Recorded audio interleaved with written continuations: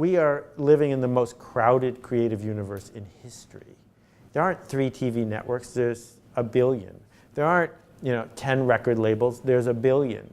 So you're not entitled to any attention. You're not entitled to any leverage. But if you dig ever deeper in the stuff that truly matters, you may earn some attention.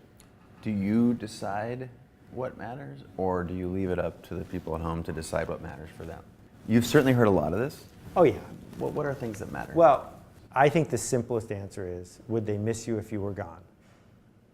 I don't know who they are, and I don't know what gone means, but those people that you're seeking to have an impact on, would they miss you if you didn't show up tomorrow? Would they miss you if this new product, this new project didn't come to the world? Or do you have to just do that whole hustle dance, look at me, jump up and down, offer a limited time, blah, blah, blah, blah, blah, blah, to game it so that they'll actually transact with you? That work doesn't feel like it matters to me. That feels like you're just trying to make a living. Transient. Right? Which is okay. Everyone needs to make a living. You probably should have a job. But if you want to have this vocation, as Liz Gilbert says, if you want to have this arc to your work, then it surely helps to be missed if you were gone. So that's the definition for me of permission marketing. If that email you were going to send to 10,000 people tomorrow, if it didn't go out, how many of the 10,000 people would say, where's the email? And if the answer is none, then you don't have permission. You're just being tolerated. So I would like to think that if I didn't blog tomorrow, more than 10 people would send me an email saying, where's your blog? Right? Did you get hit by a bus? What happened? Exactly. that if you stopped creating the courses that you're creating, I'm guessing some people would show up and say, hey, Chase, where is it? There are people who are far better than I to talk to you about stuff like this. People like Gary Vee, who understand how to do the platform dance. I have no interest in it at all. I think that it's a trap. I think it's a way to avoid the other work, which is the work that makes you being someone they will seek out. That over and over again, the next bestseller is a surprise bestseller, the ones that no one expected.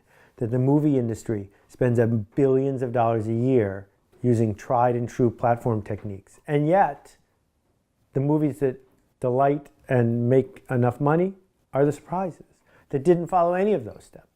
That, it used to be you ran your coming attractions Thursday night on TV at 8 p.m. because that was blah, blah, blah, blah, blah, and there's a method. I don't think you need a method. I think you just need to care. My goal is not to have more readers. My goal is not to sell more books. My goal is to be trusted in a way that I can make the change that I seek to have happen in the world. Return on trust. How do you gain permission to talk to people in a way they want to be talked to? You don't do that with SEO and with gaming social media strategies. You do that by showing up in a way that you'd want someone to show up for you.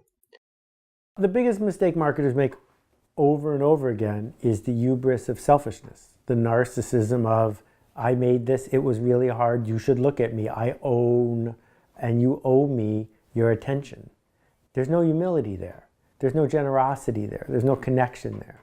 So that is the big shift that we need to make. We need to make the shift away from having a tantrum and acting like a 3-year-old to patiently earning the attention of the people we seek to serve.